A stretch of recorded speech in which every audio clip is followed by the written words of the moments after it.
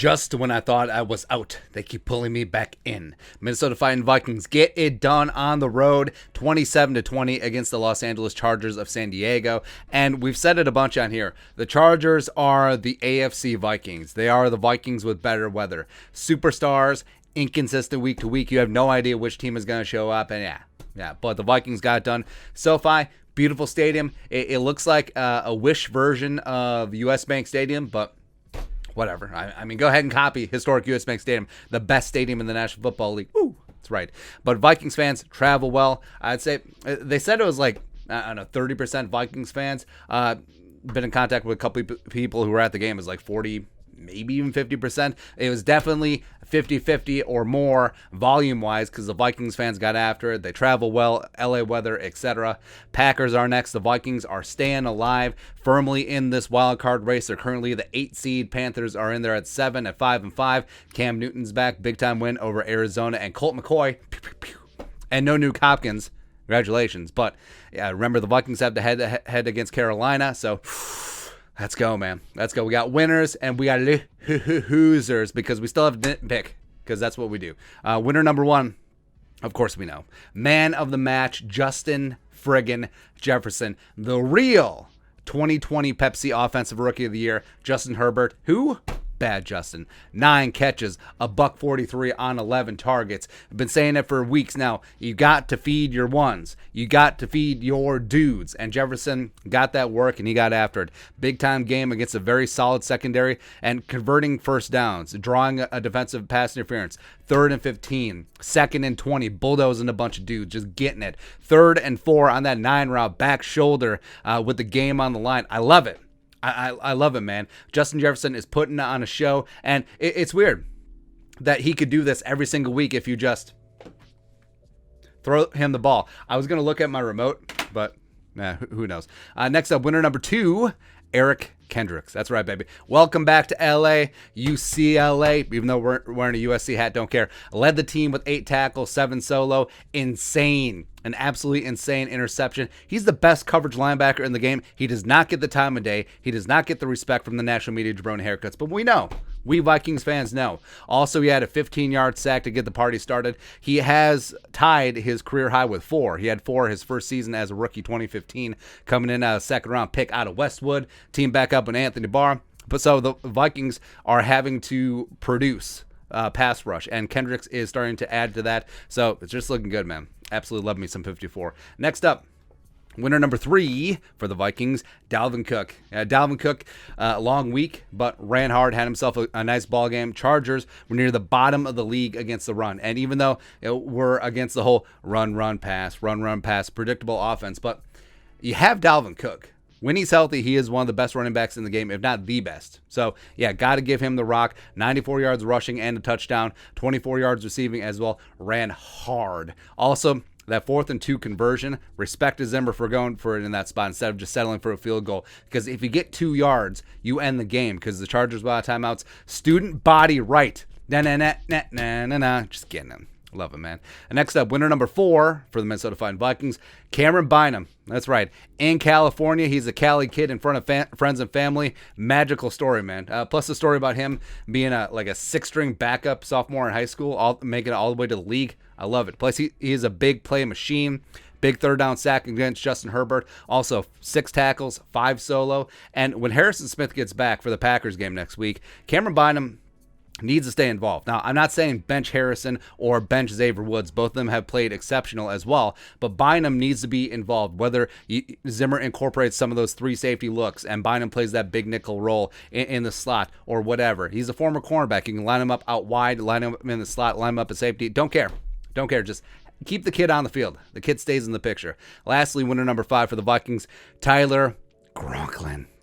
2 TDs, I mean, automatically make the list. Filled in as a tight end 1 admirably for Irv Smith Jr. And respect, he's in a contract year, so I think that he may be lining up to make himself a little cash. I don't think that he's going to break the tight end market by any means, but $4 or $5 million bucks a year, 3-year deal. I think that's going to be ballpark for the pride of Central Michigan. Honorable mention winners, Mark Sanchez, USC. So I like him as a commentator. I actually rate him in the same ballpark as Tony Romo, even though Romo gets all the hype.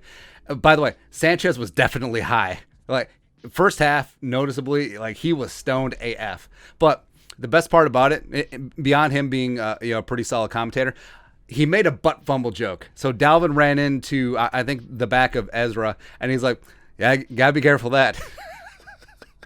Just the deadpan delivery had me in stitches. It was great. Vikings pass rush is getting some heat on Justin Herbert. They're starting to get things together, and they're finding ways to manufacture a rush. They can't always just rush 4, even though they've been doing that as well. But without Danielle Hunter, you got to cook some things up. You have to change things up. And Zimmer and Patterson and Little Zim have been getting creative. I love it. Plus, respect to Zimmer, even though... I don't know, still fire Zimmer, but respect to Zimmer. He made Herbert look humble. Absolutely. Under 200 yards passing, 5.7 yards per attempt. Also, like we mentioned earlier, him going for it on 4th and 2, just stones. Absolute stones, man.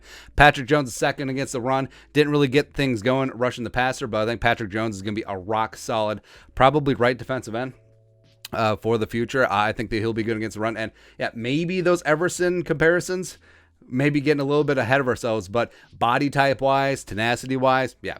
Also, honorable mention winner, Kirk Cousins. So started slow, shaky, started getting hit. You're just like, oh, had that fumble. You started thinking, this could be one of those games, forcing some throws, but he settled down, found a groove, 294 yards passing, 2 touchdowns, a 109.5 quarterback rating, and he did enough to win. And also, some of those throws were just dimes, man. Just absolute stones. Love it. Also, respect. Clint Kubiak, I think that this was his best game as an offensive coordinator. I think that he was very good and responsive calling plays today, even though they didn't score on the opening drive, so scripted plays, phooey. But in game, I think that he was feeling it a lot more. He fed his number 1 target, ran the ball without getting predictable, and adjusted against Brandon Staley, who, remember, is a defensive-minded head coach, in the chess match, and he came away with the best of it. So really impressive showing from Little Coops today. Also, D.D. Westbrook, not muffing any punts. Big-time punt return for 45 yards. A couple of other nice ones as well. I think that he's finally settling in. Plus, props to Ryan Ficken. Special teams as a whole, especially coverage units, have been night and day. Just so much better than last season, even though he was assistant last year. I mean, you could have done something last year, bro. But, yeah, whatever. Also, the guts to go for another fake punt, which the refs... Oh, we'll get to the refs. Just now. Also, Blake Lynch made a couple nice plays when he was in on defense. Good things tend to happen when he's on the field. So going way back to the audio version of the podcast, there was something we called the Gerald Hodges factor. Remember him out of Penn State? I think he was a 5th or 6th round pick. But whenever he would get on the field, good things would happen. And they just couldn't put him on the field over Greenway and Audie and Maudie and whatever. But he was just good. I think Blake Lynch certainly has some of that. Or maybe he's just fired up after Baylor took it to Oklahoma. Woo! That's right. Losers. The refs. Oh my! Well, as a fan, it's very easy to pick on officiating because you have the cognitive dissonance that the refs are always after you. But I mean, the head referee Clay Martin was on the screen more than the players. Like, he's going to have to join SAG, Screen Actors Guild. First off, horse bleep DPI on Mac covering Keenan Allen. What was he supposed to do? Also, 8 penalties, 94 yards in the first half, and also the face mask by Luke Stocker. Even though it was a hold, sure, but it's 10 yards, not 15. Get out of here. And also, just completely unjustifiably waving off that fake punt. I mean, ungodly, just... You have to play better than the refs ref, but also, when the refs are making themselves a part of the game, it's like, this ain't baseball. I mean, come on, man. Get out of here.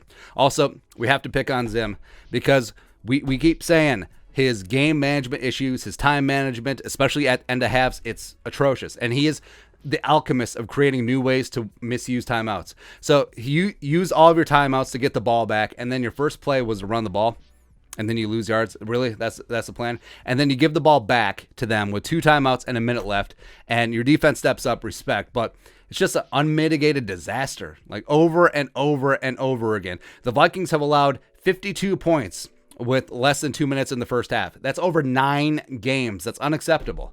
It's ridiculous. And it's especially backbreaking when the other team gets the ball to start the second half, like they did here with the Chargers. And Zimmer's precious defense, 75-yard touchdown drive before the half, and then another one to start the second half.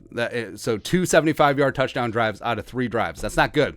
It's not good. He did have a good challenge on an obvious not catch by Keenan Allen, so cool. Oli Udoh. I love me some Oli. He started out hot, but he's struggling to adapt inside a guard. 2 holding penalties, a team and league high 11 on the season. So you may have to set him down. And if you want to put Brandel in, no, but Wyatt Davis season. Come on. Like, I do not care. Put him out there. Go ahead. Also, Ezra is having problems with twisting games up front. Allowed a sack, so both of the Vikings guards have been struggling. Mason Cole had himself another nice game, by the way. Darisaw holding wiped out CJ Ham. Yeah, he'll learn to let go in that spot, but yeah. But overall, pretty happy. Pretty happy that the Vikings finally closed out a game. And at 4-5, you could easily say that the Vikings could be 9-0. They put up a stat where I didn't know this one. They're the only team in the league to have led by 7 in all of their games. That's amazing. That's amazing. That shows the heights of which this team can reach, and that's what's so frustrating. And yeah, 4-5 should be at least, I don't know, 6-3, but it is what it is. Play the hand that you're dealt. You're 4-5. You're firmly in the wild card derby with the win today and Atlanta and Seattle losing. Also, the Packers coming to the House of Pain, historic U.S. Bank Stadium on Sunday, potentially without Aaron Jones, might have a sprained MCL, and the Vikings are clawing back to 500 next week, baby. Believe it. Keep Skull alive. Woo! Love it, man. But your thoughts on our thoughts. Who were your winners? Who were your losers from the game? Let us know in the comments section below. Subscribe for daily Vikings takes. Want to support that work? Money, money, money, money, money. Cash rules everything around me. Cream. Woo! That's right. But until next time, Skull, production value.